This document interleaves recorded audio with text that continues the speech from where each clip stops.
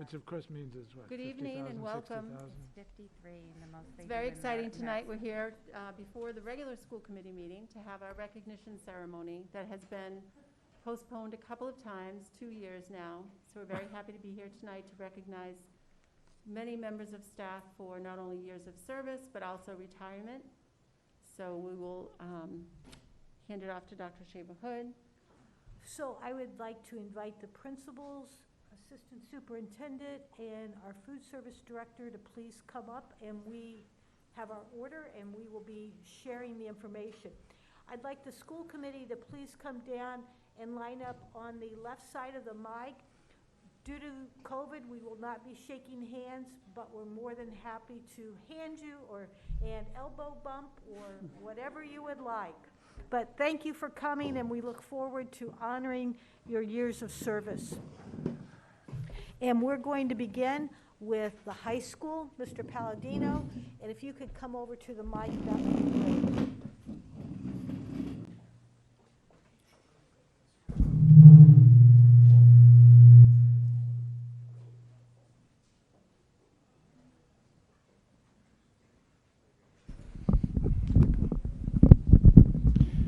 Okay. All right, we'd like to recognize for 20 years of service, this is from 2019 to 2020, department head for science, art, business, Amy Dion, 20 years of service. Science teacher, Beth Jafrida, 20 years of service. Sandra Munson, secretary, who is committed to working our 8th grade open house tonight at the high school for 20 years of service. Unfortunately, she couldn't be here. Lynn Sykes, special education teacher, 20 years of service. We'll move on to the 2020-2021. John Duffy, custodian, 40 years of service. That's 40.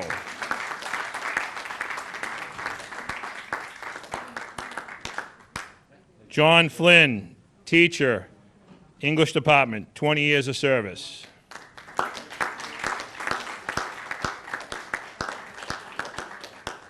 Sean Brown, teacher in the science department, 20 years of service.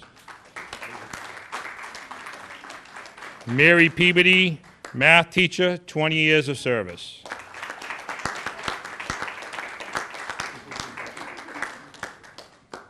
Liza Jane, history teacher, 20 years of service. Jennifer LaFrancois, secretary, 20 years of service. She's back at the high school working our 8th grade open house. She won't be here. That is it for the high school for 20 years of service. Thank you. Oh, I thought we were doing... I thought it was the order she said. Okay, I apologize. Okay, we have had quite a few retirees. In the 2019-2020 school year, we had 4 retirees. Susan Nobriga, business teacher, she worked from August 30th, 1995 to December 1st, 2019. Linda Sykes, also goes by Linda, was a teacher from 1971 to 72, and then from 2000 to 2020. Lynn Sykes. Lorraine Gregoire, paraprofessional, 1997 to 2020. Rebecca Tetro, paraprofessional, 1998 to 2020. And now moving on to retirees from 2020 to 2021. Steve Rumble, phys ed teacher, 1994 to 2020. John Wilson, English teacher, 1994 to 2021. Kelly Shortwhite, paraprofessional, 2004 to 2021. And John Duffy, custodian, 1981 to 2021. Congratulations to all the recipients from the high school. Thank you. We will turn this over to Ms. Cote from the middle school.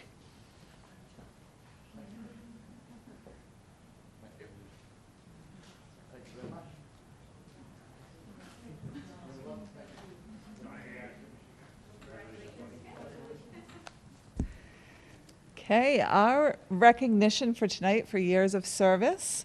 We first have Kathleen Braley for 20 years as a teacher at Wareham Middle School.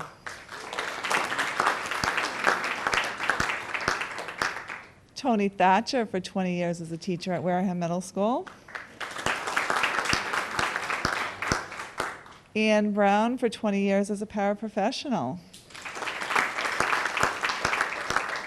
And Cynthia Bliss for 30 years as a teacher and paraprofessional. Our retirees are Janice Barton. Congratulations.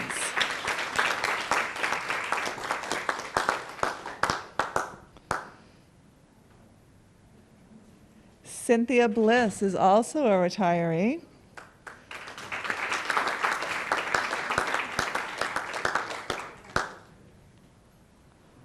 Elizabeth Knight retired as a paraprofessional from Wareham Middle School.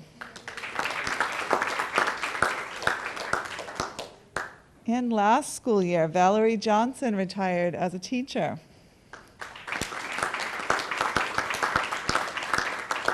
Lacey Remillard retired as a teacher. And last but not least, congratulations, Barbara Welch, for retiring.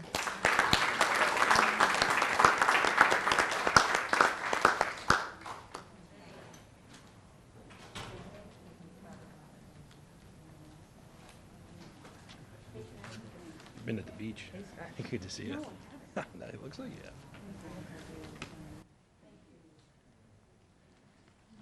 We just want to recognize John Wilson, teacher 1994 to 2021.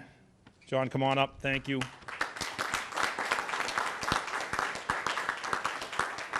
From Wareham High School. Come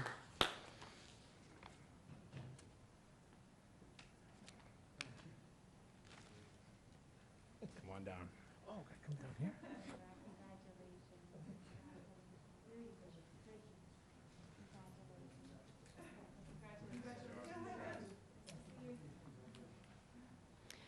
Good evening from Minot Forest, recognizing years of service. For 20 years, Robin Murphy. For 20 years, Michelle Letourneau. For 30 years, Susan Johnson. Our retirees, Rachel Kuklinski, Cheryl Scannell, Lisa Dunn,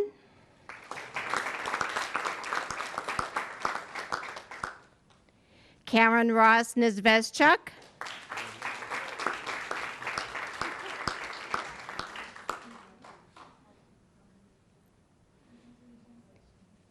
and Elaine Sinclair.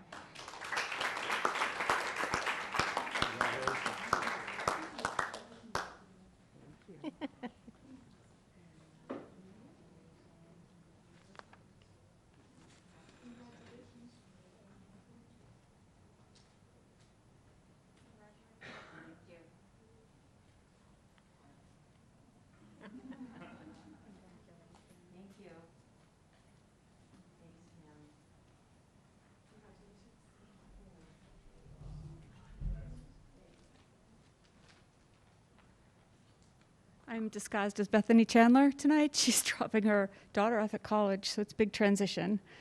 I would like to celebrate Darlene McQuaid for 20 years of service. Giovanna Tuel for 20 years of service. And Karen O'Neill for 20 years of service. Wendy Andrews for 30 years of service. Dory Keiss for 30 years of service. And our retirees are Jacqueline Covell,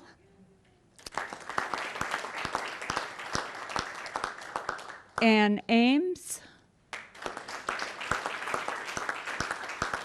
sorry, moving fast, and Sharon Baleo.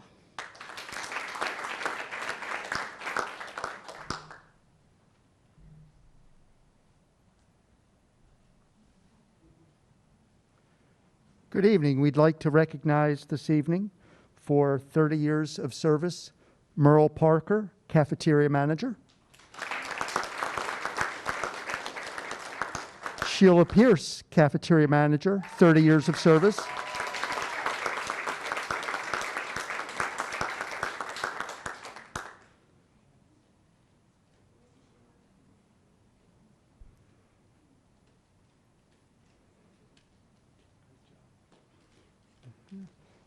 And I ask that Sheila not go far. Please stay right there. We move on to retirees. First, I'd like to recognize Tammy Murphy, cafeteria worker, 2010 to 2021. And then I would like to again recognize Sheila Pierce, cafeteria manager, 1990 to 2021.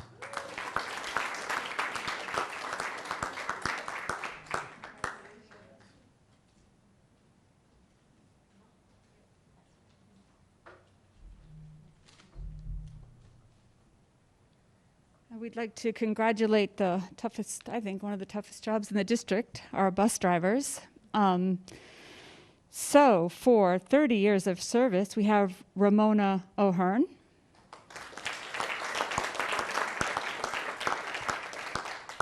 Christine Callanan, and our retirees from last year, Judith Stringer, Laura Klabosh, Donna Gregory, and one more retiree from the district. She's still working some of the time, thank goodness, she's helping us out, but Elise Katarius. Congratulations.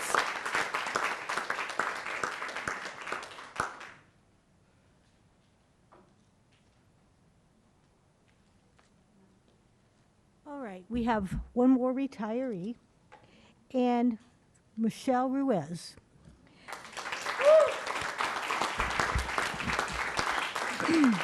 Yeah.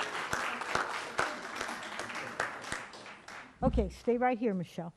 All right, so for 41 years, Michelle was the gatekeeper in the superintendent's office.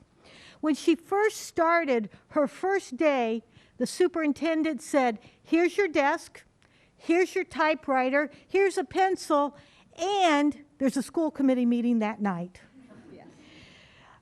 So I thought, what words could I possibly use to describe Michelle? Efficient, thorough, knowledgeable, organized, helpful, and over the years, she came to be the district's historian. But above all else, she was patient and kind. She worked with 11 superintendents and countless school committee members during her tenure. Personally, it was a pleasure to work with you. And the few times that I didn't take your advice, I was wrong. Thank you for all that you've given to the town of Wareham and to the school committee. You will always have a special place in our hearts. Thank you very much. Thank you, Michelle.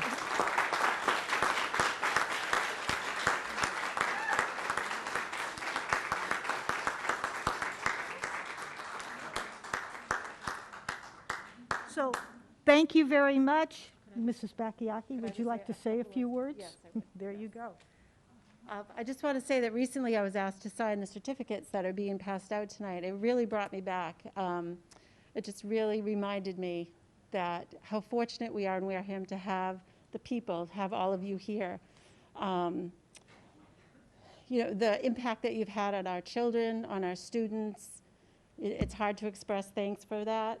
You could have worked anywhere, and you chose to stay here and dedicate your careers to Wareham, and I just want to say thank you, and we really appreciate you. And if you are here tonight because you retired, we wish you a very happy retirement. And if you're here tonight because you are being recognized for years of service, we're so happy to still have you here. So thank you very much.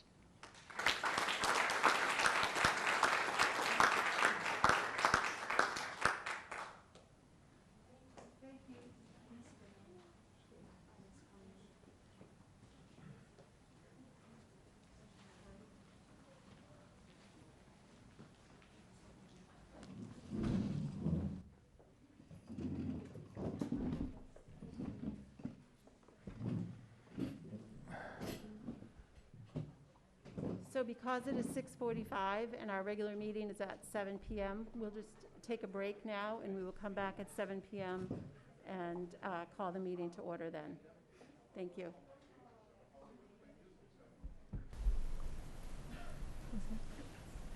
Good evening. Welcome back to the regular meeting of the Wareham School Committee. Today is Thursday, August 26th, 2021.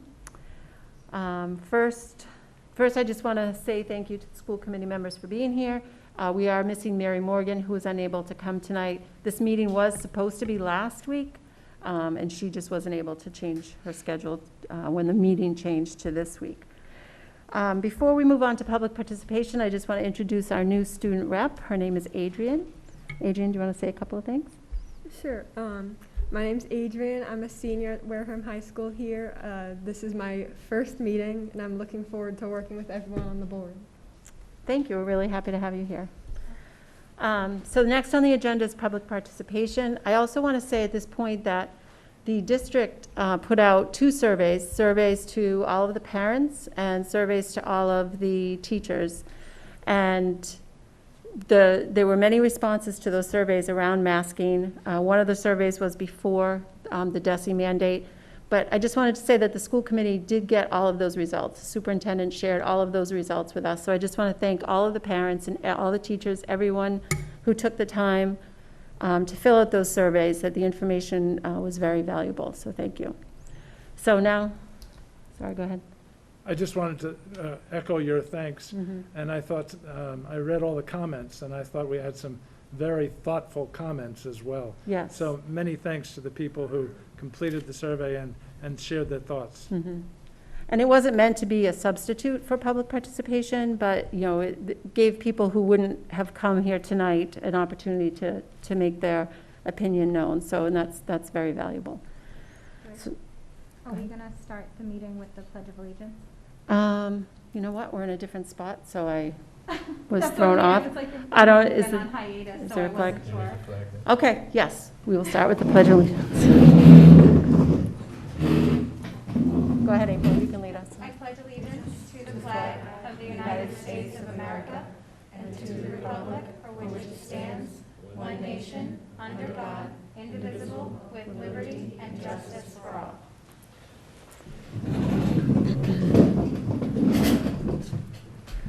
Sorry, it's been a while since we've done a meeting. I also forgot to say that we are being recorded and broadcast by WCTV. Thank you, April. Okay, now we will move on to public participation. Is there anyone who would like to address the committee?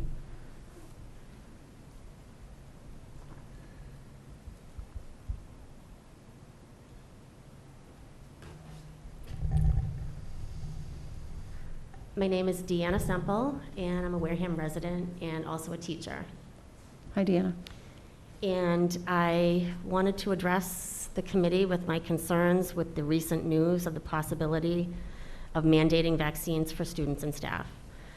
I would also like to point out that I emphatically disagree with the MTA supporting the mandating of vaccines in schools, while they themselves do not mandate that their own staff get vaccinated. The MTA voted to support that without any input from its 110,000 members. I'd just like to make a note of that. I'd like to start by clarifying the terms pro-vaccine and pro-choice. One can be pro-vaccine and also be pro-choice. I can appreciate that you had the freedom to do what is right for your body and for your health. I would hope that those in such a position to enforce a mandate would appreciate the fact that others deserve the freedom to do what is right for their body and their health. I'm not anti-vax. I've had all of my vaccinations as a child, and my children have had theirs, but this was done at the urging and advice of doctors who had years of data and an FDA approval that was not rushed. Now, some will say that by not getting vaccinated, one is endangering others' lives. I disagree. As we all sit here, we're masked. If we didn't believe the masks worked, we wouldn't be wearing them. It is well known that those of us who are vaccinated, can contract COVID and can also spread it. But when they get it, they may not even know they have it, and the risk of them getting seriously ill is extremely low. Then you may say the unvaccinated are a threat to others who are unvaccinated. But those who are not vaccinated are making an educated decision and know the risks and have accepted those risks. They believe that the small likelihood of contracting a deadly case of COVID far outweighs the risk of getting the vaccine. You want to mandate masks in school? I can begrudgingly live with that, because at the end of the day, I can remove a mask. We can't remove the vaccine once it's been given, and we are left to live with side effects and the possible death as a result. Those seeking to mandate vaccinations are looking to get 100% participation. That will never happen.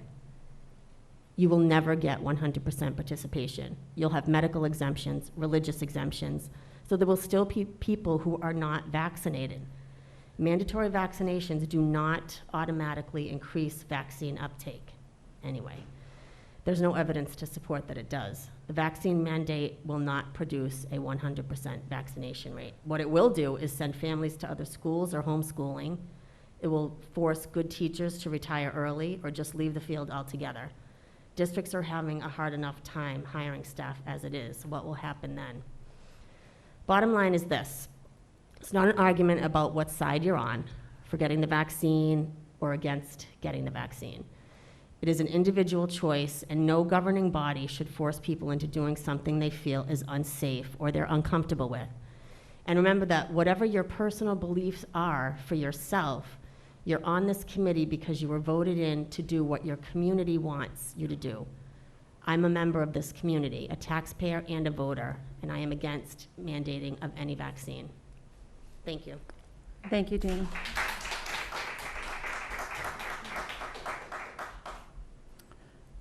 Is there anyone else who wishes to address the committee during public participation? Dr. Viget, yes, thank you, thank you. Next on the agenda is good news. Does anyone have any good news they'd like to share? Dr. Schwam? I just wanted to say that the professional development and the welcome back was fantastic. We have 35 new teachers here, and that was just a tremendous experience, great people. We had a lot of fun. We learned a lot about one another. And the professional development was 2 days virtually, and the presenters were fabulous.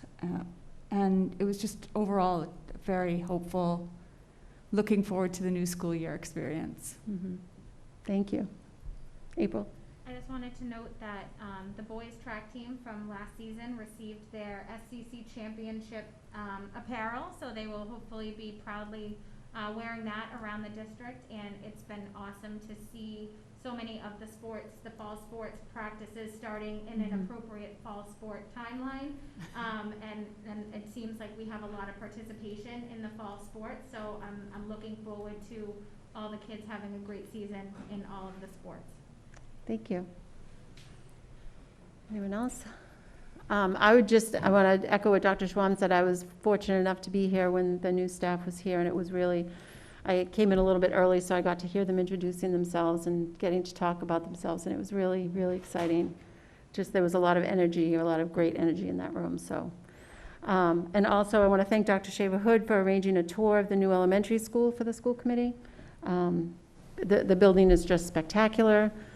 And I just look forward to, getting more updates, and I really, really appreciate being able to get into the building. And it was nice to be able to invite the Board of Selectmen were invited this week, and the Finance Committee were invited to tour the building, and everyone is really impressed by the building. So thank you. Okay, so we'll move on to our update from our new student rep, Adrian. So first meeting of the year, there's not much to report on, but schedules have gone up on Power School for students, and invites for new classes on Google Classroom have gone out. Summer work will be due for students as well. Fall sports have begun. A few have been practicing out in the fields around the high school and middle school here. And then seniors have started doing surveys for college, like on Naviance, and filling out a list of colleges that they're applying to. And that's about it. Okay, great, thank you. Okay, next on the agenda is the mask mandate. So originally, when our agenda was published, this was a vote. And since the mandate that's come down from DESE this week, it's no longer a vote, but we'll still discuss the mask mandate. Dr. Shaverhood, we'll turn it over to you. Thank you. Yes, we received information from DESE that we are mandated to wear masks pre-K through 12 until October 1st. At that point, the commissioner will reevaluate the vaccination rate in the schools and also what COVID is doing in our communities. So when we return to school, which will be very soon, all students will be in masks from the time they step on the bus until they step off the bus. There will be mask breaks during the day, and lunch will be unmasked. In the classrooms, they will be masked. We've gone back to the 1990s, I believe, 70s way of teaching. Our desks are in straight rows, and that's how they're going to stay. Our buildings remain closed to visitors.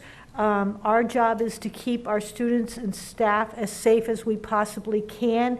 Therefore, we feel that if we can eliminate having visitors in and out of the buildings, that just increases our chances a little bit more. If you have questions or comments, please feel free to email me, call me, email your principals, but we want everybody to be safe and secure, and we would like to have a great school year.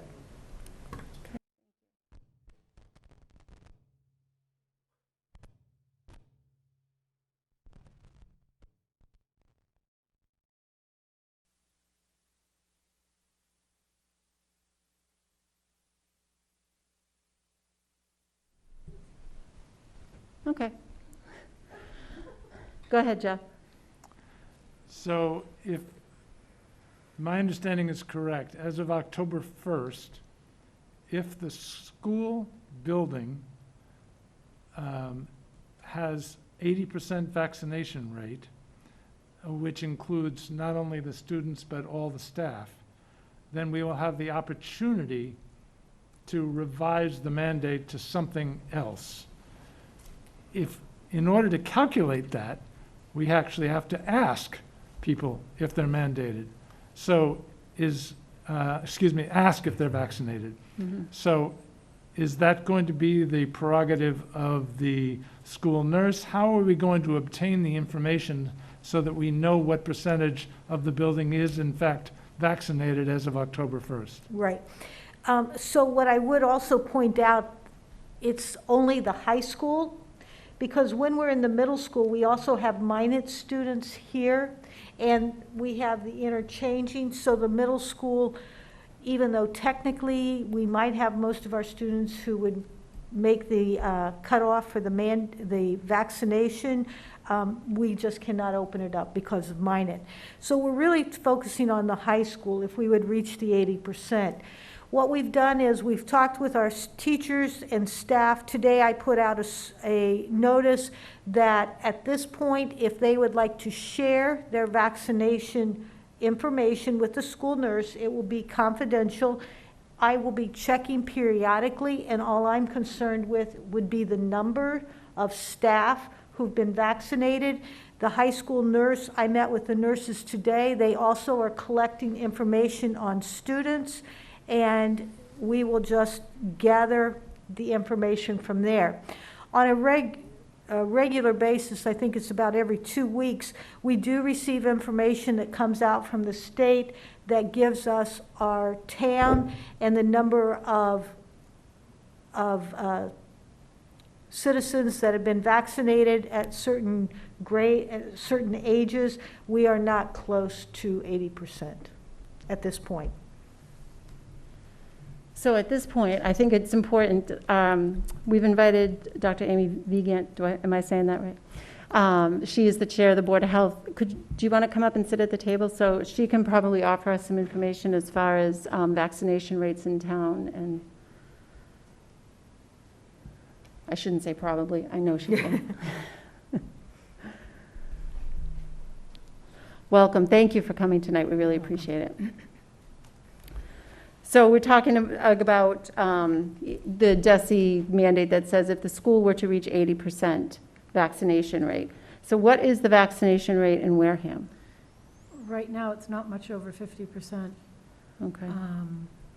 And obviously, we're not doing the children in schools yet that are under 12 until we're able to get them vaccinated. Hopefully that will be out, once you're able to get vaccinated, but they're not able yet. Mm-hmm. Okay. Go ahead. Does the Board of Health of the town have a recommendation to the school department with respect to this issue? Yes. It's pretty clear. I mean, certainly masks keep everybody safe. We know that more people will get COVID if they haven't been vaccinated. In town, we had no COVID for a month or two. I think it was June-ish. It was lovely in our office. It was so much better. Now, every week we have about approximately 30 people that are getting COVID. Of those, more than 2/3 or about 2/3 are the unvaccinated. So the more people that are vaccinated, there'll be less COVID going around. People that are vaccinated, it's a vaccine that's 90% effective.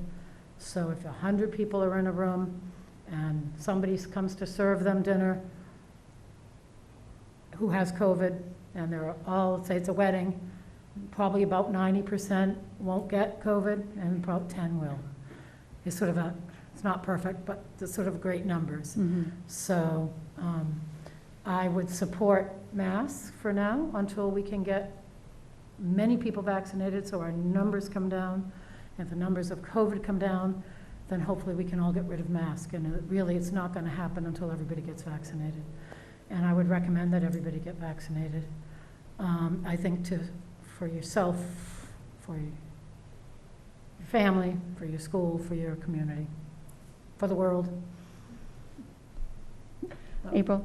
Of the information that you guys receive from the Board of Health on residents, as you said, about 30 weekly, you said are getting reported of having COVID. Is there a breakdown of if any of those patients were vaccinated and the percentage of those who had contracted the virus that were fully vaccinated? I have said that Yes. one so many times, I don't know why I can't say it now, but so that we have an understanding of the validity of the vaccine. Yes, so the last month or so, of the ones that about 2/3 are not vaccinated. Okay, thank you. Does the Board of Health have an opinion on mandatory vaccinations going forward? Yes, I think it's a great idea. I think people should be vaccinated. I think same as we wear seat belts to keep ourselves safe, and there's a mandate. I think we know it's safe. It's a safe vaccine. It does not alter your DNA. It is decreasing. Same as polio back in the 50s. It was easier. They didn't have internet back then. So everybody got, a lot of people got vaccinated. Polio, measles, vaccines are old. We've had them for a long time. Our science is much better now than it was back in the 50s. So I would agree with the mandate. Jeff? So we have other vaccines that children get, for example, from pediatricians, and some are even required in order to come to school.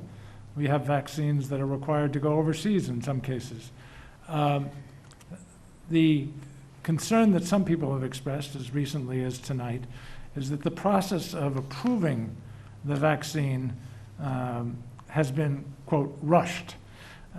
Do you have an opinion? It's true that it basically set a record for speed, but speed does not necessarily mean that there were any shortcuts taken in order to get to the approval. And of course, the Pfizer vaccine is now fully approved and is no longer under the emergency use authorization. So what is your opinion about whether the vaccine process has been rushed?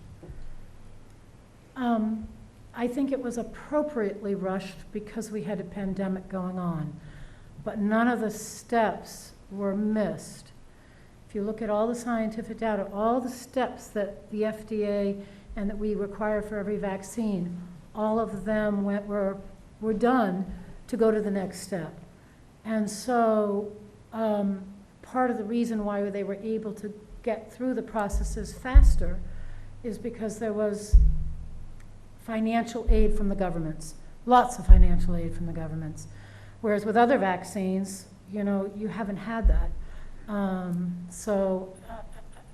We have shown the and on a side, because of the amount of vaccines that have been given, we have a huge track record now of how well they work and what the side effects are, because we've had millions of people vaccinated.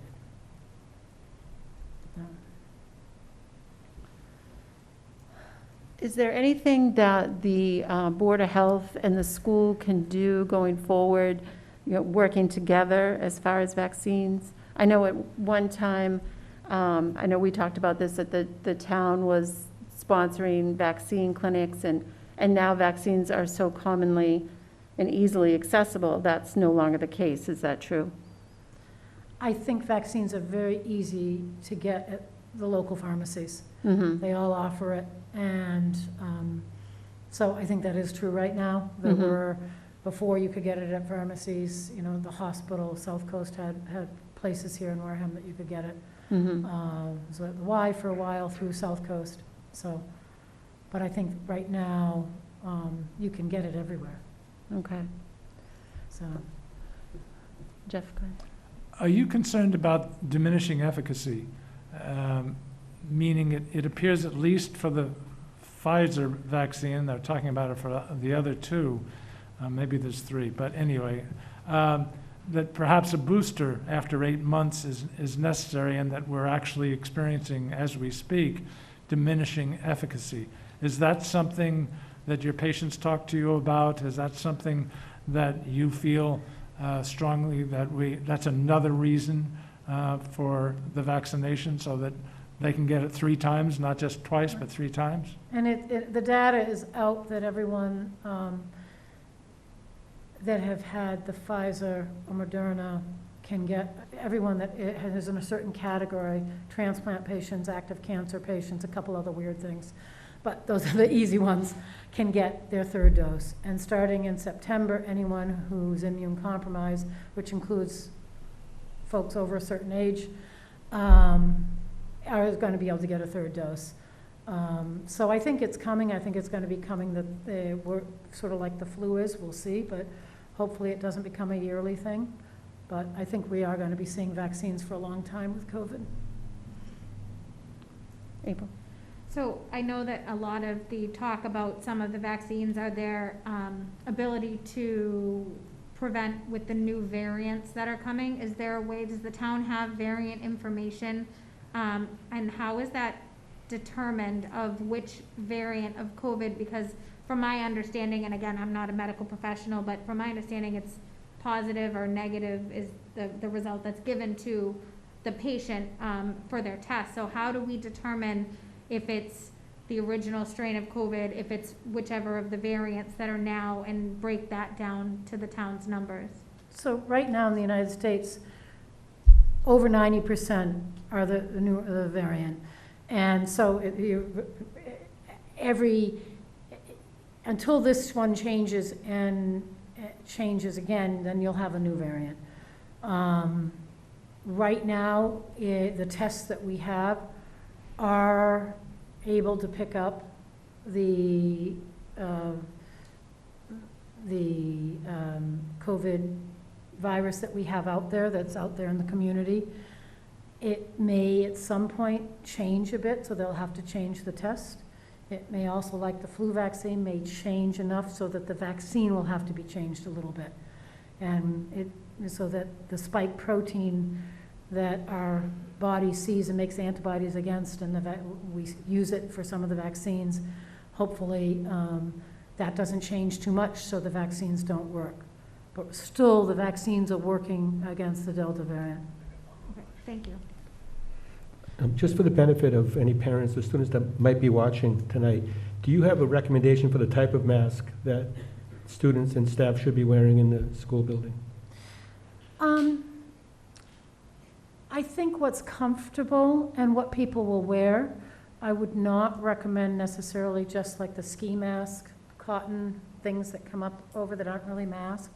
They have probably the least, there have been some good studies out probably 6 months ago or so comparing all the different masks.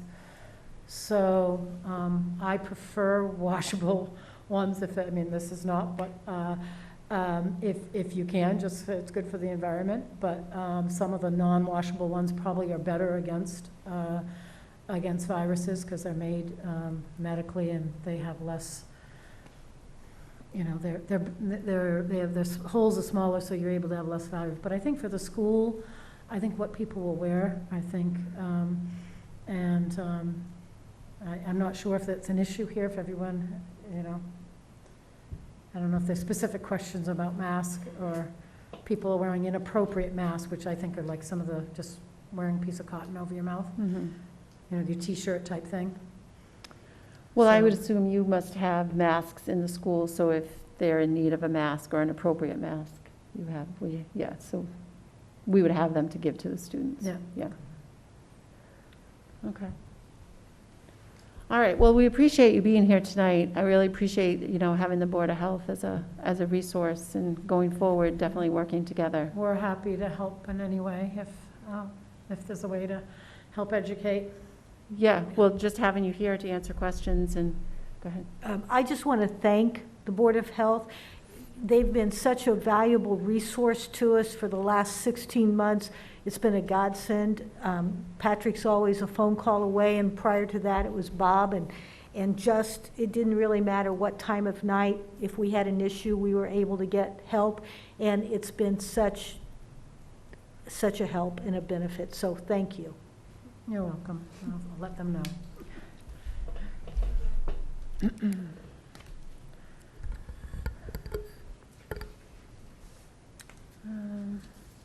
So does anyone have any other questions for the superintendent about the mask mandate? So that you had put together oh, sorry, Jeff, I didn't see you. Just quickly. So we've got the mask mandate, which at least for the next month is not an issue.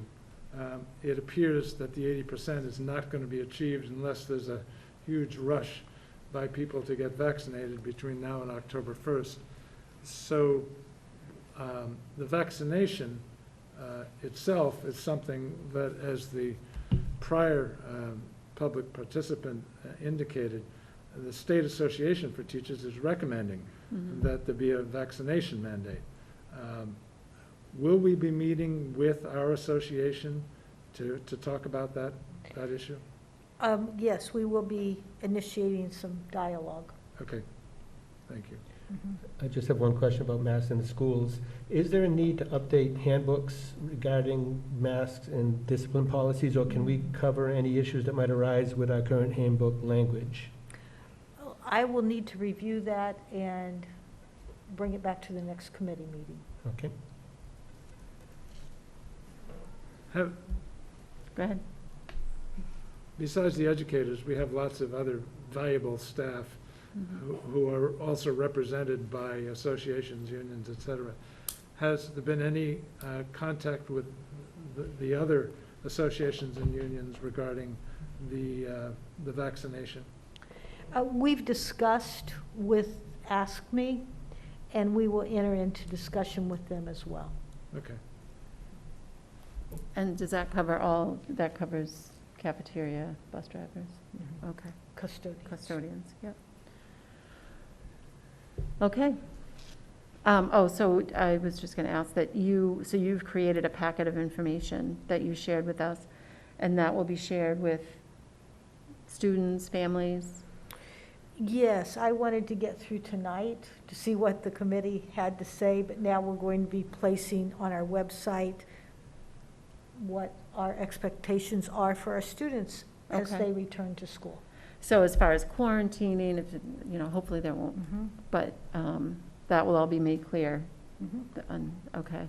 And does the state give you those guidelines? Yes. Okay, so we're just following what the state has. Okay. Excuse me, Yes. but you just brought up an interesting point. If someone is vaccinated versus unvaccinated, am I correct that the quarantine issue is treated differently? I think it's important for people to understand that. Could you elaborate as to exactly how it would impact a student or a staff member, depending on whether they're vaccinated or not, if they ended up with a positive test? Right, well, I think we have an expert that, if we could get some more input. Because what we do, when we have notice of a positive case, our school nurses make contact with the public health nurse. The public health nurse is the person who makes the determination of what will occur. Between quarantine and isolation, so if you've been exposed, that's quarantine. So those folks that have been exposed to somebody, say they have depends, say if it's not somebody in the same family, which makes it easier, and they've been vaccinated, the regulation through the CDC is different than somebody who's been exposed and hasn't been vaccinated, because the likelihood is much higher that you're going to pass on COVID, and that you're going to, well, first that you're going to get COVID. I think that's the question. So somebody who had been vaccinated and has been exposed is 90% less likely to get the disease.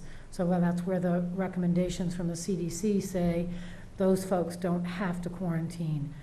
That being said, in my office, I tell everybody, if you've been exposed and you've been in a car, say, for 5 hours with somebody who the next day comes out with COVID, I think to protect your family and everyone, despite you not having to through the legality, through the CDC to quarantine, I still think it's safer not to expose everybody. So it's something that's new that's come up, because it's really just been since March, since more people have been vaccinated. So we'll have to, I still personally think that people should, despite being vaccinated, if they've been exposed, still as much as possible stay away. But, so, I think we're going to be seeing more about this coming out, and that's for exposure, not for isolation. Yeah. So I just want to bore down on that a little bit. Let me give you an example. Yeah. A student, let's talk students for now, because absenteeism is obviously an extremely important thing for a student. Student goes home for the weekend, has that 5-hour experience, realizes on Saturday, realizes on Sunday that the person calls them and says, I've got COVID, okay?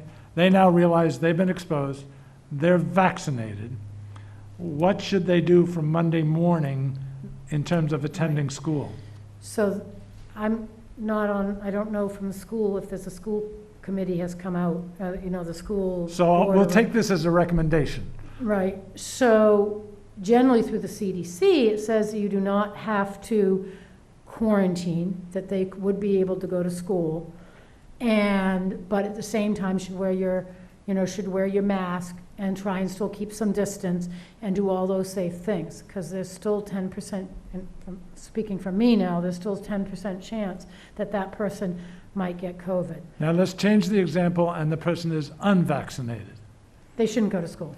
Okay, and they shouldn't go to school until when?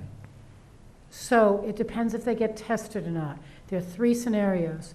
The old way was 2 weeks, but to keep people in school or in work, they changed it to 10, you could be 10, most people will be turned positive within 10 days, or 1 week with a test after day 5 of being exposed. So say you're exposed on Sunday at a party, driving in a car, so then your test has to be after day 5, Monday, Tuesday, Wednesday, Thursday, Friday. So Friday or after, and then you could go back to school on Monday. So it's 1 week as long as you test. If So you a don't test, it's 10 days. A vaccinated person theoretically might not miss any school, Correct. and an unvaccinated person would miss a minimum of 5 days. A minimum of 5 days, depending on where the Right, where yes. the weekend lands. A minimum 7 days from the start. Understood.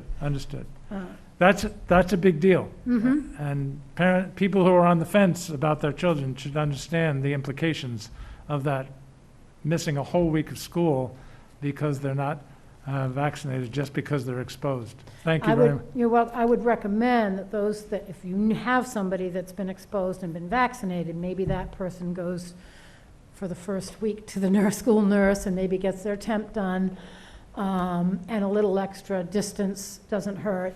All of those other good infectious disease protocols with COVID. Mm-hmm. Thank you very much. And this is what's outlined in the document that I was asking about, so that's. No, I was elaborating for people who are listening. Oh, no, Yes. I totally understand, but that's why I'm saying that Yes. those are the types of things that will be shared in this information. Which, you talk about testing, which reminds me, so there was pooled testing available last year. Will the district be participating in that this year? We are not going to participate in the pool testing. What we are going to be participating in is the test and stay. Mm-hmm. I met with the nurses today. We're looking at how we're going to implement that. We're waiting to hear from the company. We've been approved, and we're making sure that we have all of our support in place. I will say that it's up to the parent. We will be speaking with the parents and obtaining parent permission to test. If the parent chooses not to have their child tested, they will be sent home and told to quarantine. Okay. And will the nurses have the ability to do that testing, or is it someone else that does the testing? No, we will have the ability to do the testing. Okay.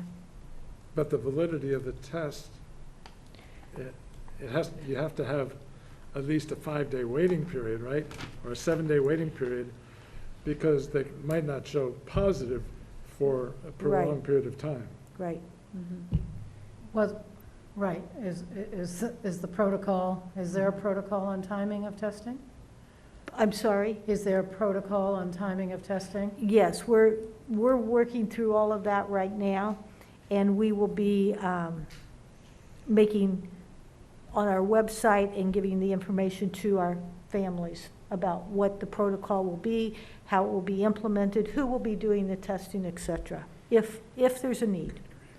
And you're not creating the protocol, the test and stay, is something being administered by the state? Yes. Yeah. We were urged to sign up by the Department of Education. Mm-hmm. Okay. Okay. Thank you again. You're welcome. All right. Are there any other questions on this subject for the superintendent? All right. Thank you. I'm sure we will be speaking about this again soon. Yeah. Next on the agenda is the student activity account. Okay, every year, the school committee needs to vote 2 pieces of the student activities account. So the first, the school committee will approve all student activities before the start of the school year unless the activities are new and created during the school year. You received the document that lists the various funding sources and clubs. So I would first ask the committee to please vote approval of all the student activities. Can I ask a question? Sure. So in looking at this, I see that there are 2 pieces, that there are the the current activities and accounts, and then there are requests for closure of accounts. So I have questions regarding a couple of the ones in the list for closure. It mentions boys hockey, football, and football weight room, and I'm just trying to, because they're not listed in, I know some of the clubs in the closed list have either changed names or merged with other clubs, or it says club is no longer active. And under hockey and football, it says that they're no longer active, so I'm just curious why that is, or if, what's the truth, just because my son plays football and he's been at practice every day, so as far as I was aware, we have a team. I think, Yeah, Mr. Palladino.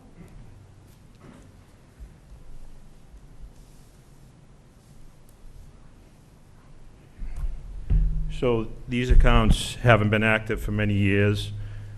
Boys hockey had an account for many years. They've now, they don't fundraise, well, they do fundraise, but they fundraise through their boosters.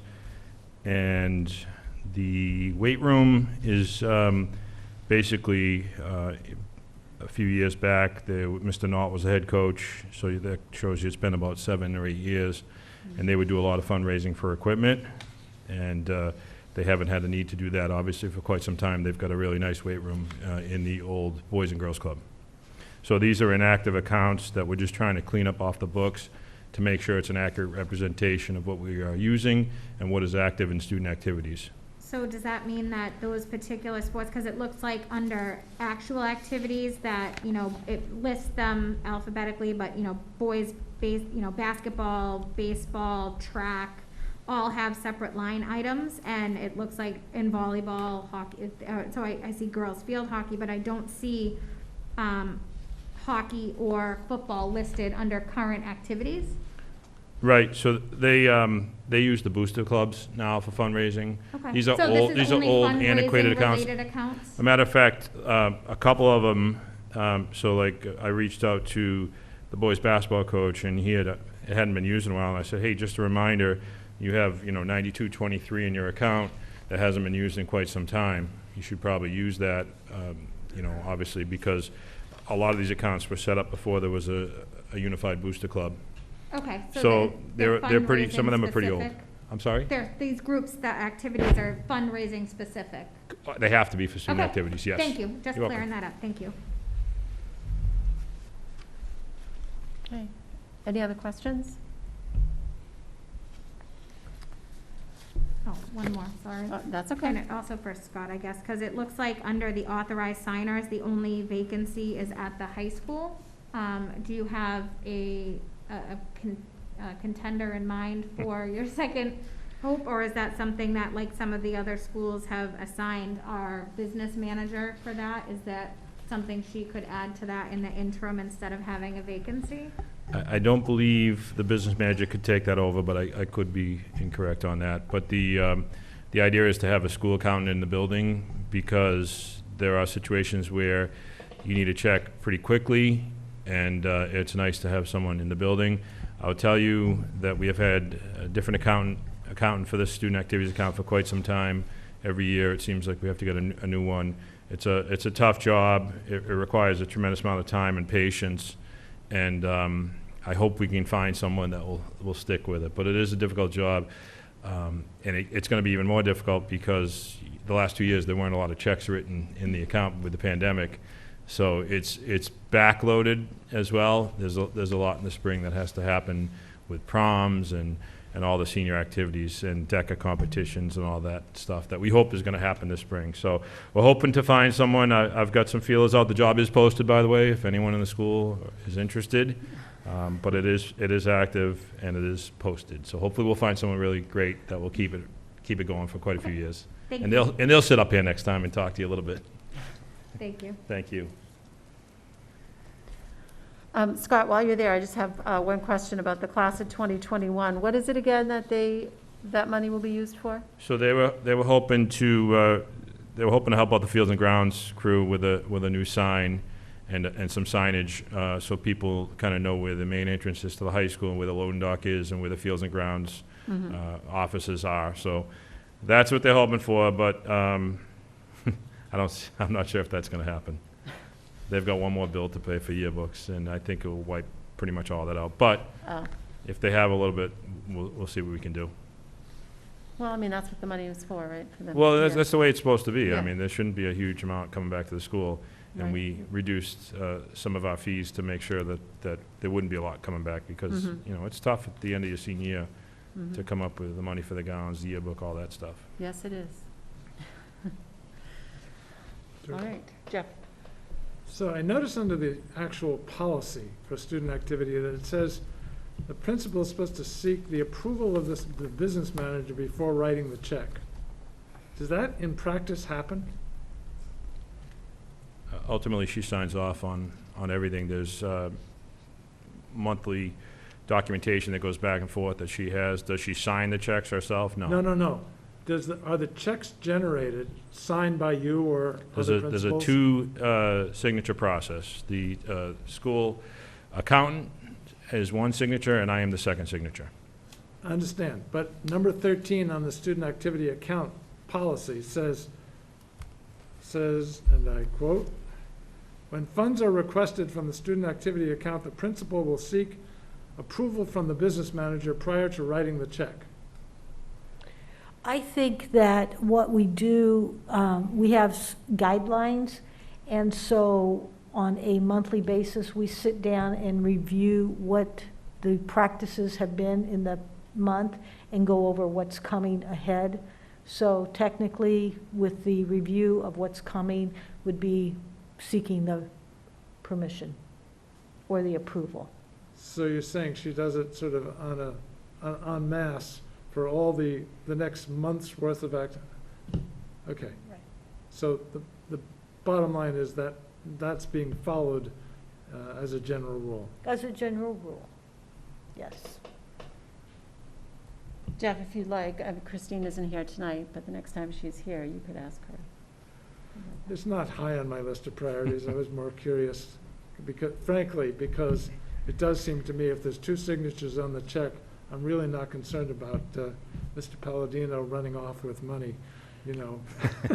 There's a lot of communication. She has an excellent assistant, Jen Scully, who is on this and does a great job with it. And obviously Christine, you know, she's a great business manager.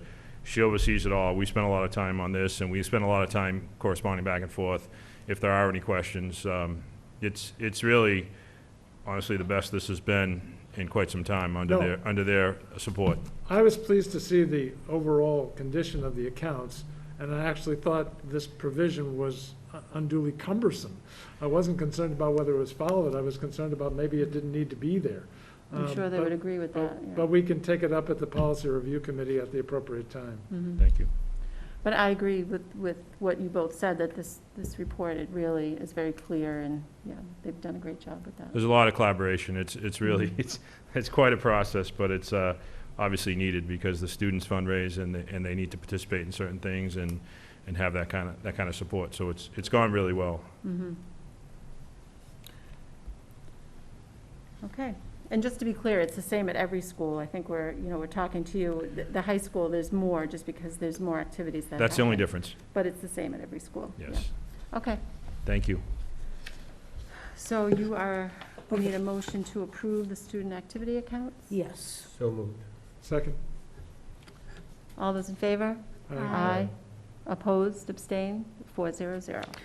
Okay, next I would like, I need a vote on the maximum balances for the checking accounts. Wareham High School, 50,000, Wareham Middle School, 30,000, the co-op pass program, 10,000, John Deacus, 5,000, and Minot Forest, 5,000. And just to be clear, those are the amounts that are in the policy Yes. currently? Yes. Okay. So moved. Second. Does it, Go ahead.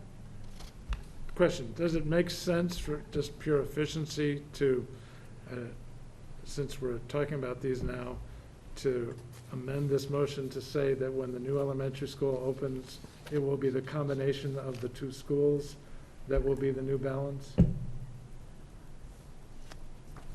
I'm Are we not gonna, sure.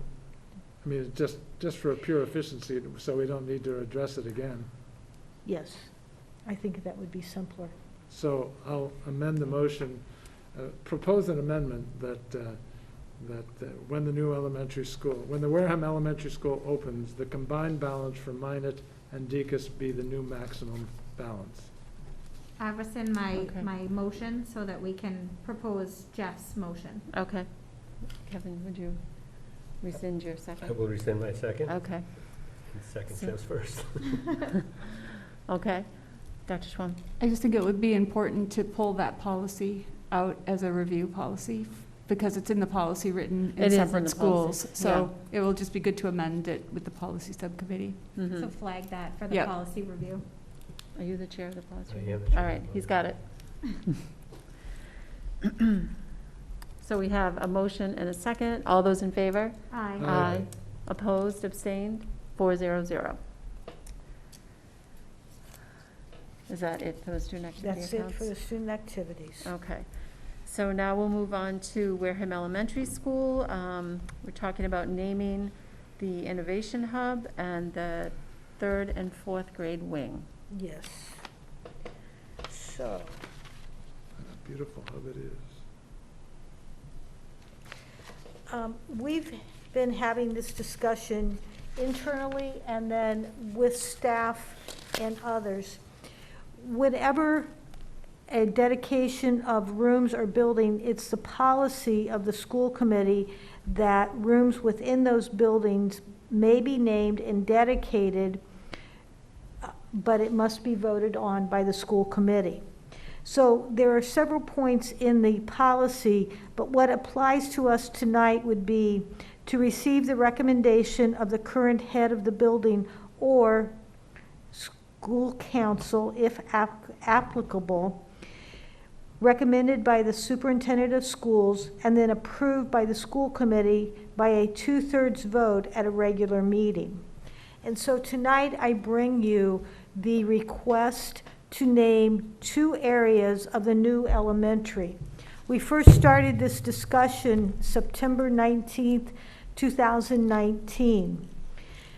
And prior to that, we've had discussions with both the John W. Deacon's family and the Minot families regarding the naming.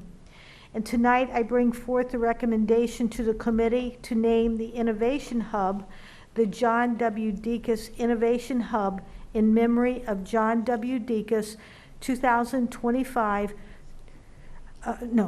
1925 to 1944.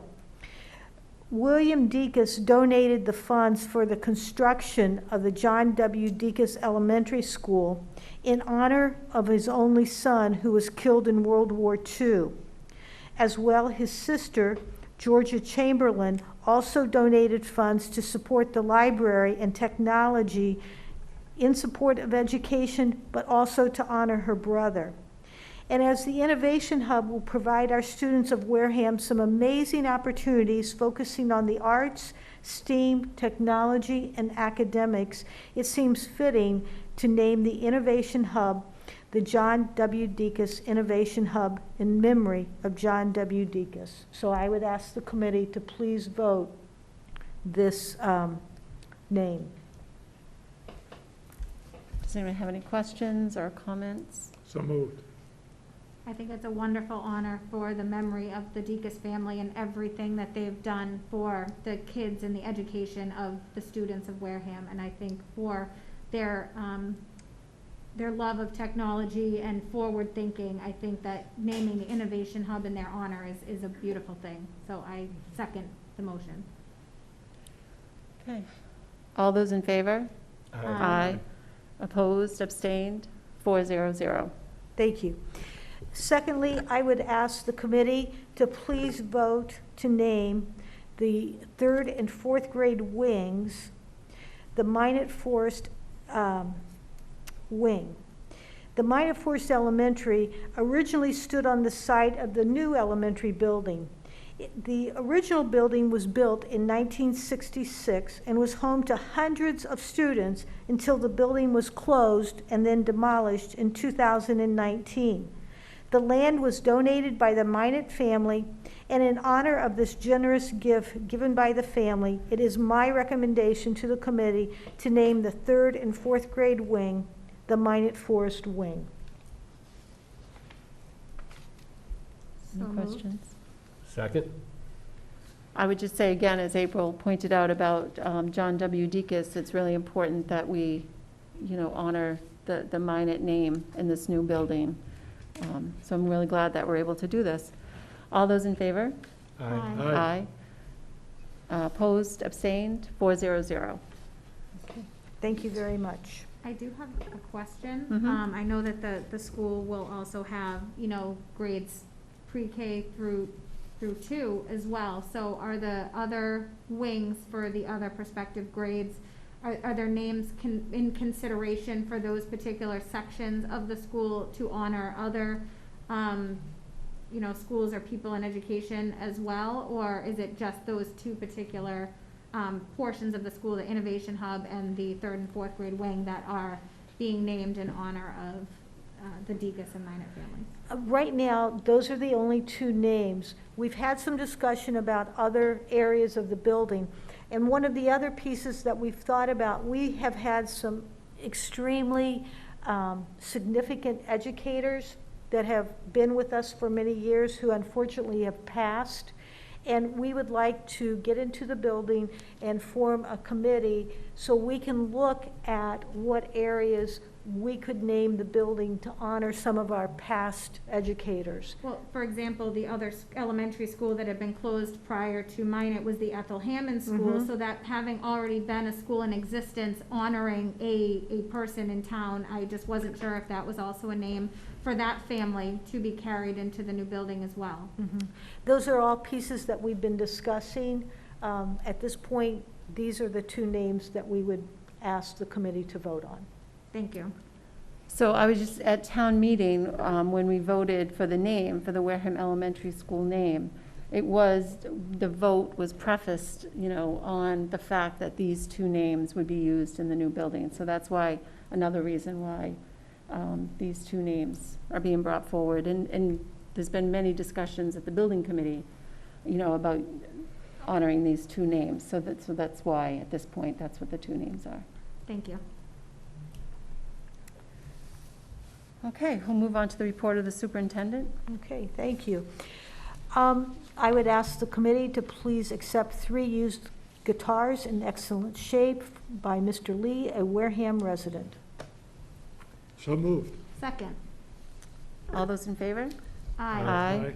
Opposed, abstained, 400. Next, I would ask the committee to please vote the bill and payroll warrants as listed in your superintendent's newsletter. So moved. Second? All those in favor? Aye. Aye. Opposed, abstained, 400. Okay.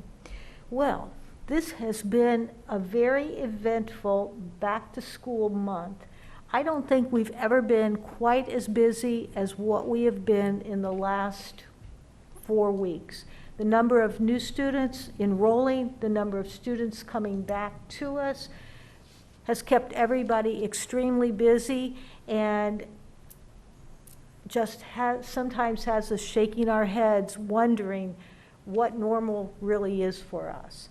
I've done some comparisons, and what I would let you know, these numbers are a little bit rough because what we haven't done is we've not received all of the students that are withdrawing yet.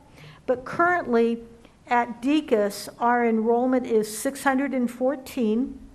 We're up from last year, we were at 556. At Minot, our enrollment is 330. And last year, at this point, we were at 300.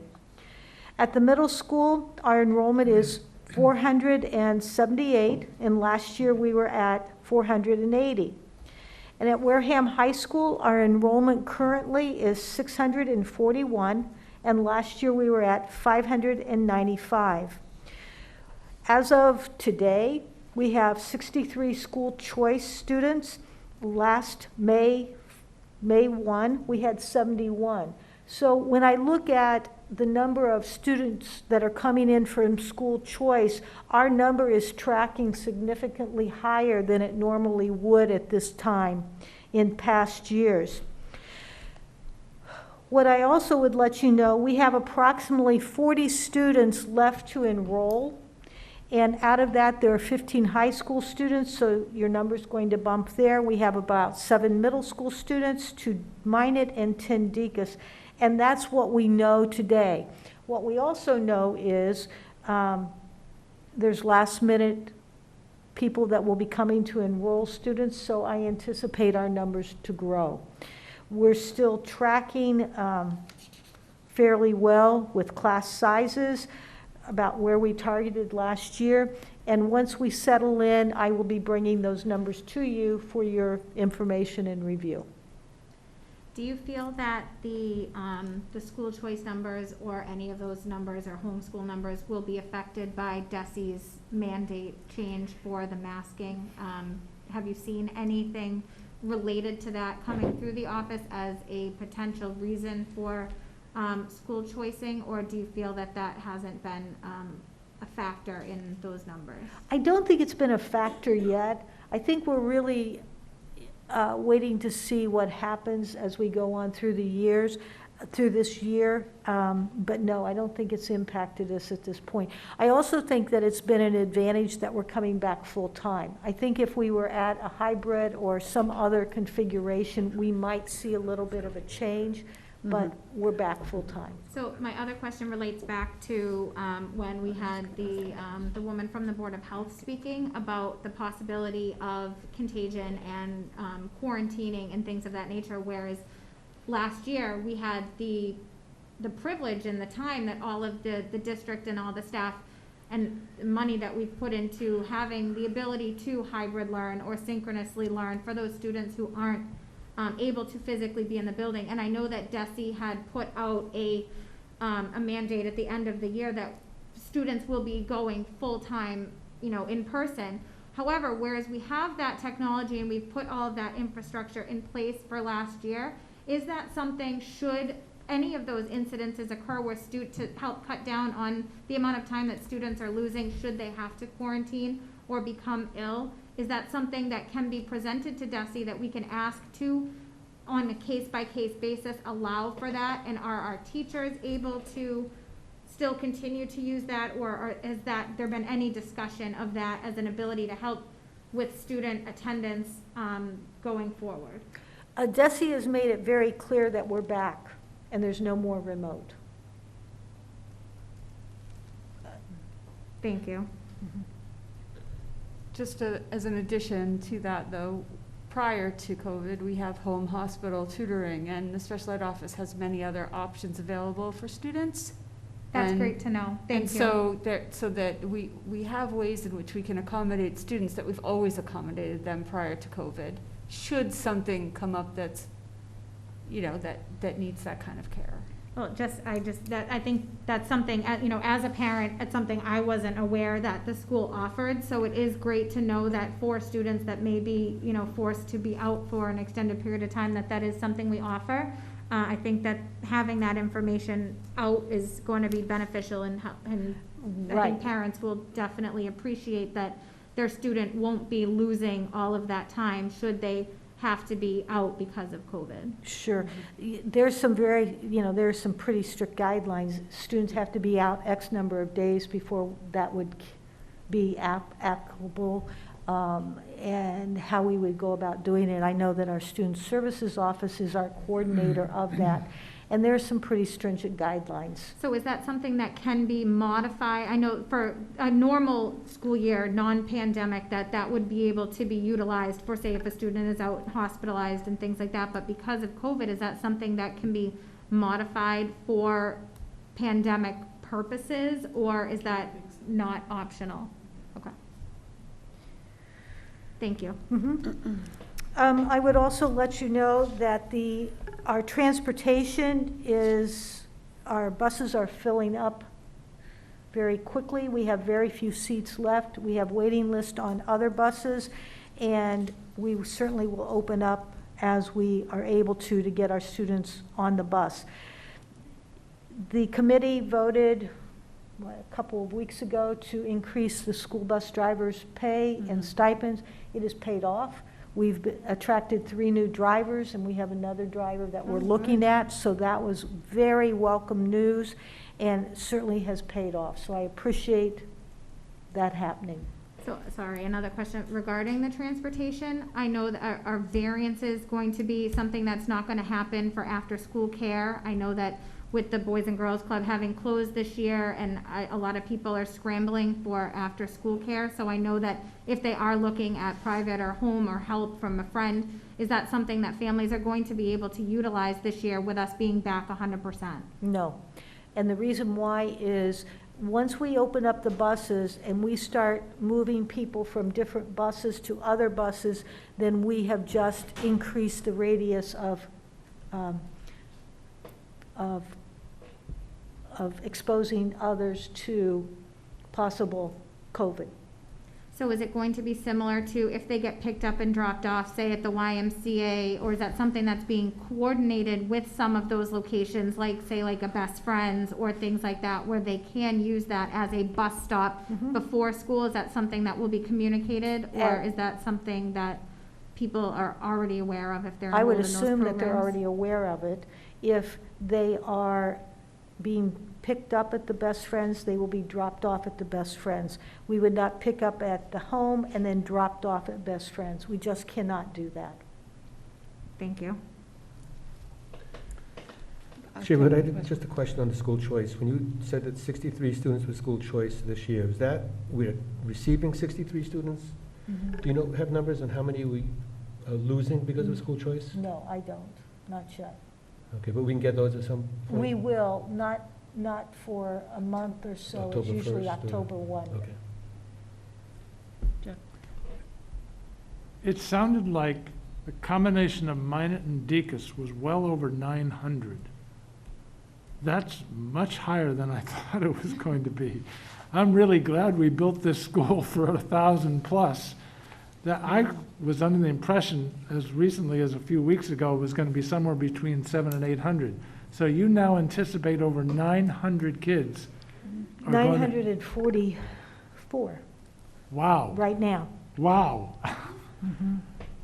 That is a wow.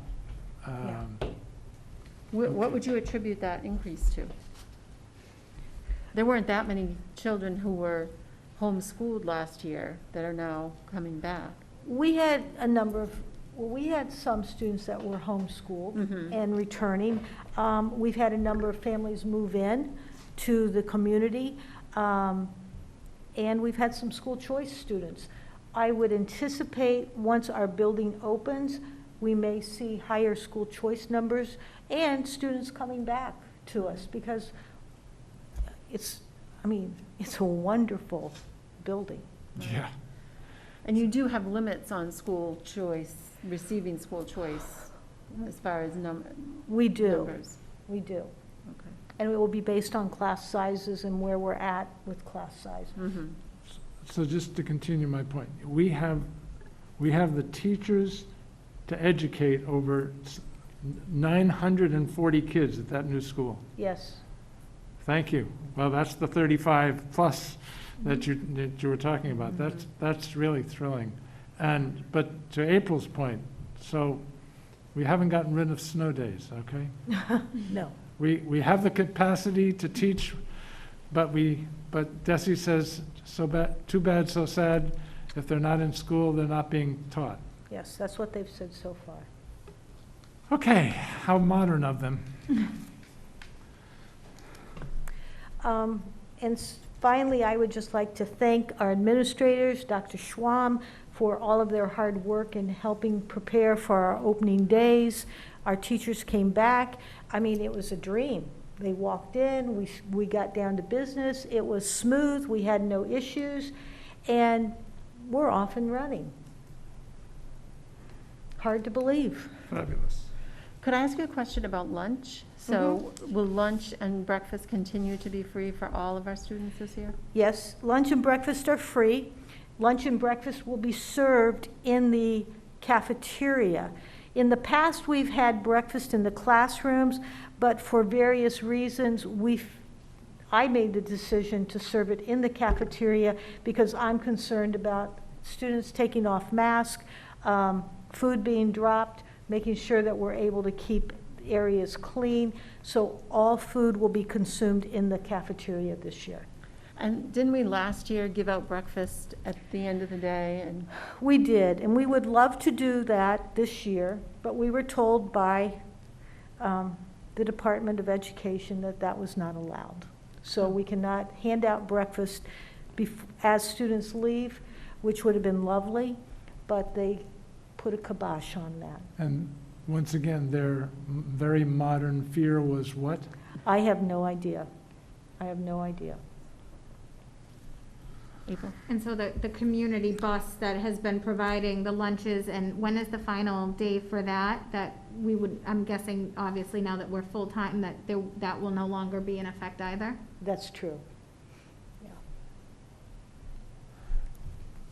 Do we, I noticed we have our Director of Special Student Services here. Thank you for being here. Do we have any idea what the percentage of people on in SPED will be for the coming year? Is it still sort of in the high 20s? Yes. I have to wait for the enrollment, all the enrollment to finish and all the new people coming in that are being registered. We're still hovering at about 603 students on active IEPs in the district right now, with approximately 50 of those students being in out-of-district placements, either collaboratives or private day schools. You said 50? 50 right now. And how does that compare to a couple of years ago?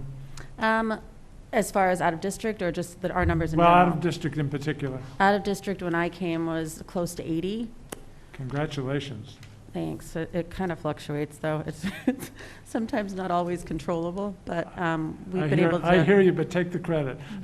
Thank you. I appreciate it. I think our programming has just gotten so much better, and we've been able to really be fortunate to add a lot of extra support staff that make our programs strong in comparison to having to send students out to get services in other places. So That's been really good helpful. news, and the bus transportation people appreciate it too.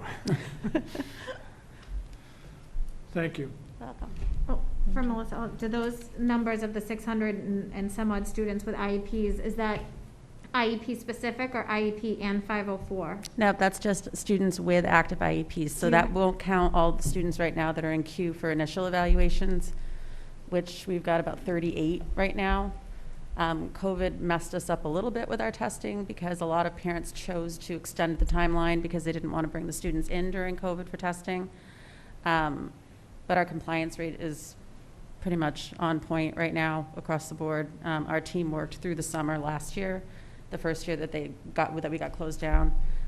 We had a full team working through the summer to test and run meetings. So we were able to keep up and kind of start the 2021 school year in pretty good shape, but we still do have 38 students across the district who have not had initial evaluations yet. So typically about 2/3 of them will most likely be eligible for special education, so that's going to shoot our numbers up a little bit. Thank you. Mm-hmm. Can we go back to the buses for just a second? You said that we were able to hire bus drivers. Does that mean that you have more buses than drivers? No, no. Okay. No, what that will mean will be, we'll be able to bring back a few of our out-of-district runs Oh, okay. that we had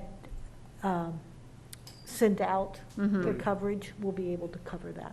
Okay. Yeah, that is happening, thank goodness. All right, all good news, yeah. Yeah. Okay. Is that the end of your That is. report? All right. Thank you. Thank you. I'm not sure if this Oh, falls under her sorry. report. So in our packet, the personnel list that was sent out, I just have a question. There was one name that was duplicated. It was under paraprofessional at Deaconess and at the high school. And I'm wondering how that would work, or if that was a typo. It's in the first group of appointments.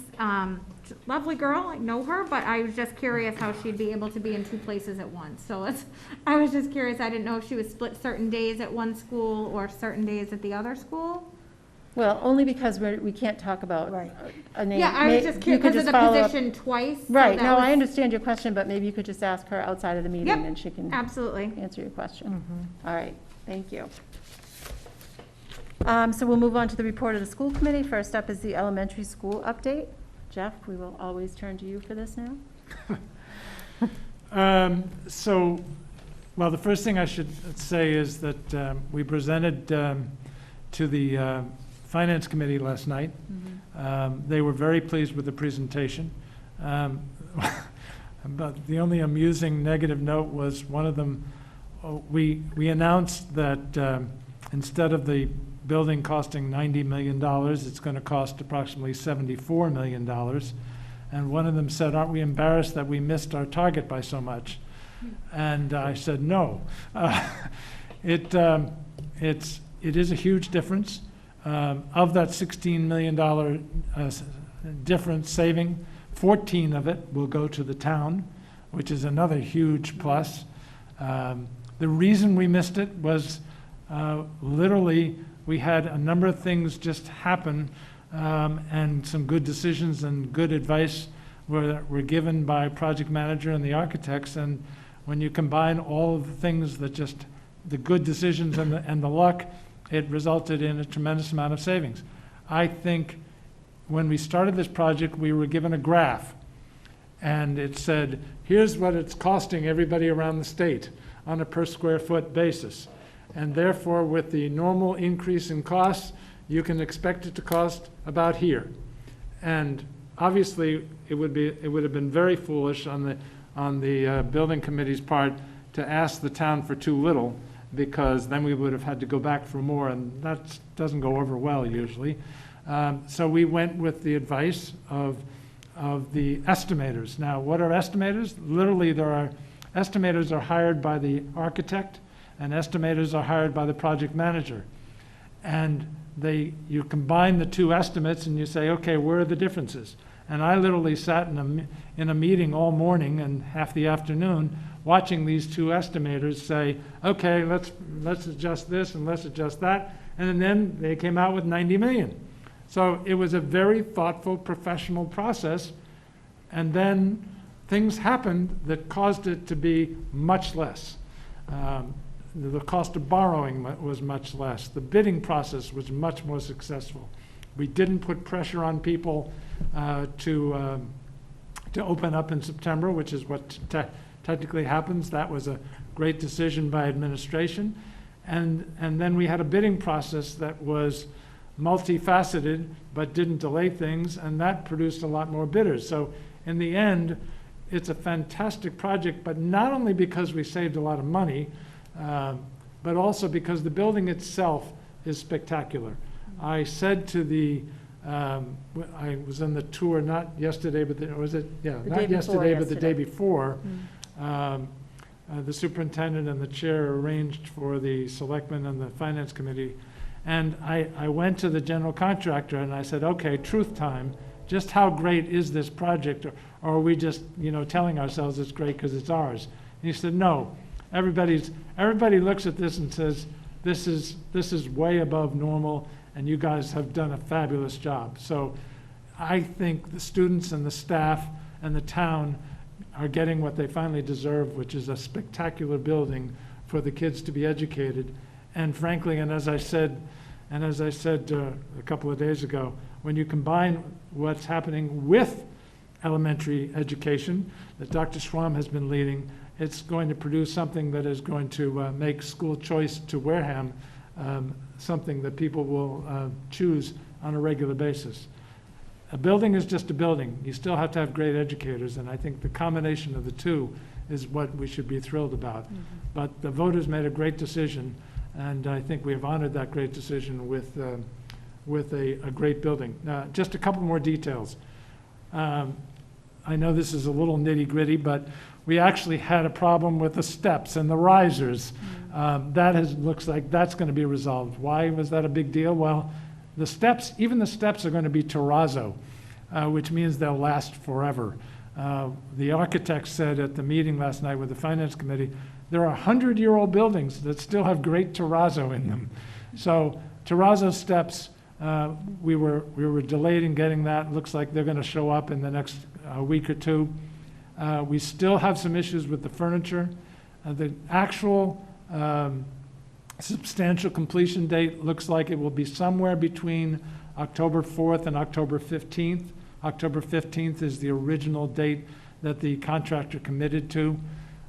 So that's fine. If we can get the furniture in time, we might be able to get in earlier than originally planned, which was early January.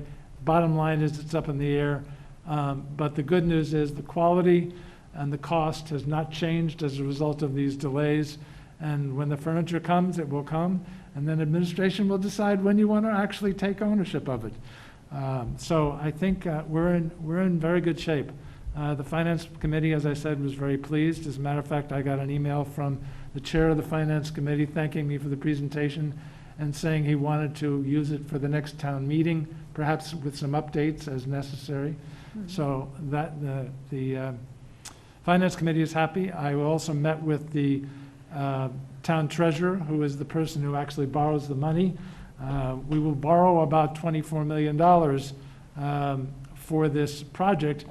But the cost of that borrowing is probably going to be less than half, has been less than half of the cost that was originally budgeted, because the gods decided that interest rates were going to plummet. So even that is good news. So the treasurer is extremely happy, and as a matter of fact, his only concern was, tell me how much I need to borrow right now, because I want to do it right now, because interest rates are still very low. What else can I say? I think the elevator is a little bit of, we're not quite sure when the elevator inspector is going to show up. And we want to we don't want to make sure the plantings don't go in too early because it's been so hot. So these are all the little details, but rest assured, the project manager has done a fabulous job, and we have actually begun the process of what is called the punch list. It's a very elaborate process that begins with the architect and ultimately the project manager and the school building committee, et cetera. But I think that's enough. Well, thank you. Dr. Any questions? Sorry. No, that was very informative. Thank you. It's great to see how passionate you are about it. The building is a reason to be passionate, and the kids are a reason to be passionate. Dr. Shaver-Hood, do you have anything to add to? No, except that we cannot wait to start giving tours, because it's beautiful. Mm-hmm. And all of the exciting educational opportunities that await our students, it's simply amazing. Mm-hmm. And we really appreciated it was fully air conditioned when we walk in for the tour. Whoa, made all the difference. Yeah. Dr. Schwam, do you have anything to add to? What's amazing to me is when we started the visioning process 3 years ago, we used the strategic plan and all of the things that people would normally use when they're visioning. And we had a vision for the building and the whole group. Mm-hmm. And when we went over to do the punch list a few weeks ago, to see the vision actually come to fruition is amazing, because what we had wanted was a dynamic learning environment but looks like a neighborhood and is close, and that there are little areas where kids feel like they're part of something, like a big family, right? Mm-hmm. And when you are in there and you're looking down a hallway, it feels just like that. It's actually created the vision that was demonstrated, so it's quite amazing. Mm-hmm. And it's been such a great project. Mm-hmm. Yeah, I totally agree. And that word neighborhood, I know you've used it many times, and definitely describes what you see when you go in the building. Yeah. And we won't end up with another fallow building around the town. Right. Because the state actually paid for the old building to be demolished. Mm-hmm. What I'd like to see is the calculator. Remember the calculator that we fought to have to show taxpayers how much the project was going to cost? I'd love to see that recalculated now. Oh, I have that number. I know, but I'd love to be able to put it online. We fought to put it, but you know, we worked hard to put it online at the beginning so people could see it. And yeah, just so the taxpayers know, we originally budgeted 82 cents per thousand, and the current estimate is 38 cents per thousand. So less than half of what we budgeted is the impact on the taxpayers.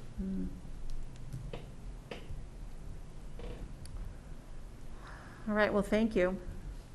We will move on to the mask voting delegate and alternate. So every year we have to elect a voting delegate for the mask convention in November. So would anyone like to volunteer to be that delegate? I would Yeah, like I to know. if, I know that I'm a glutton for punishment, and it seems like I'm the only one that really enjoys it, although I have a feeling Jeff would probably enjoy it as well, but I really enjoy being a part of that process and representing our committee, and I already have the time to attend the conference, which I'm very pleased will be in person this year. So I absolutely look forward to if you guys vote that way to representing Wareham for the third time as the delegate, if possible. I've done it many times. I'm happy to defer to April's enthusiasm. Okay, we'll just make it into a motion and we'll do that. So moved. All right, And second. all right. All those in favor? Aye. Opposed, abstain? 400. Thank you. There you go. Well, we We need also an need an alternate. alternate, yes. Would anyone like to? I unfortunately am not. I will able be to do happy that. to be the alternate as long as you promise that I won't be needed. You will not be needed. I actually, some weird reason, actually absolutely adore going to this. It's just a fascinating process to see so many different school committee members come together representing the state of Massachusetts and the, kind of working through the legislative process to make these resolutions a reality, or watching them evolve and change, and different people's perspectives that are allowing that to happen organically right in front of you. So I think it's, for anyone that hasn't been to it, I think it is an amazing thing, It even really just is, to yeah. watch. But I really enjoy being a part of that process. I move that Jeff be the alternate. Second. All those in favor? Aye. Aye. Opposed, abstain? 400. Thank you. Anything else under report of the school committee? It's not on the agenda, but we do need to talk about the next meeting. So our next meeting is in 2 weeks, and I'd like to keep the meetings in person. I just wanted to, see what everyone else had to say about that. So that would be the 9th? Is it the 9th or the 13th? Okay, yes. So that's our next regular scheduled meeting. So I just wanted to talk about, the meeting being in person.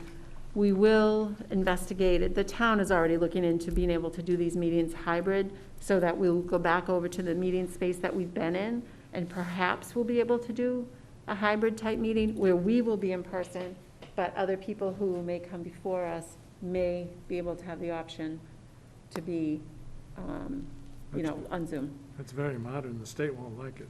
And No, well, it's just a matter of the technology, and right now, I don't believe that we would be able to do it, but we will certainly look into being able to do it. Are the dividers still in place They are in the not. other room? Are they? They're there. They can Okay. they can be put there, yeah. I just think as long as the Board of Health okays it, if we're asking our teachers and students to be together, I think we should model that as well. if we Right, can. no, I I think absolutely that's a agree. good point. Absolutely. Yeah. So we should plan on being in person on the 3rd floor? Yes, Okay. yes. And if we're able to do some type of a hybrid, we'll make that known on our agenda beforehand, but it's possible that we won't, but we will look into that. Okay, yes. I just want to thank everyone on the committee, but everyone who has sent comments from the surveys and who, has messaged or emailed or spoken out. I've seen a lot of things over the past weeks around the country of some school committee meetings that have gotten really ugly, and I want to thank our community for being respectable to each other, no matter what their opinions are, for bringing it in a manner that's not insulting or vulgar, and I just really want to appreciate our community for being as admirable in their beliefs, and no matter which side that they're on, but for not bringing a lot of negativity to this meeting. So I really just want to thank our community for setting an example that I would hope would trickle down to other communities as well. True, Amen. yeah. Okay, if there's nothing else, I'll ask for a motion to adjourn. So moved. And second. All those in favor? Aye. Aye. Thank you.